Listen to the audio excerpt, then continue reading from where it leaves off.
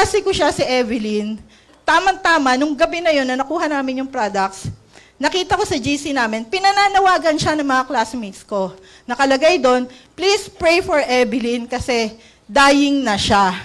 Meron siyang stage 3 colon cancer.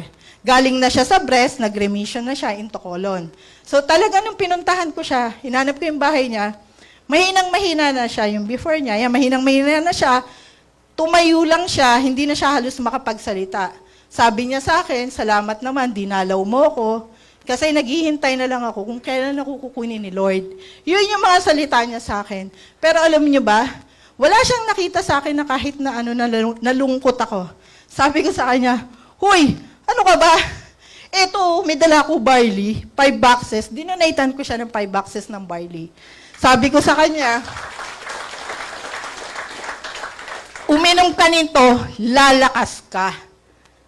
So, sabi niya, ilan ang inumin ko? Inom ka ng 6 na sachet sa isang araw. So, 2 sa umaga, 2 sa tanghali, 2 sa gabi. So, sabi niya sa akin, talaga, lalakas ako. Ang gusto ko lang dito, mga mentors, lumakas siya bago siya mamatay, ha? Mag-enjoy siya. Oo, sa totoo lang. Yun lang talaga yung pakay ko nun. Pero hindi ko akalain na mabubuhay siya. Nagkita kami after 3 months. Ngayon, magaling na siya. Dahil sa barley.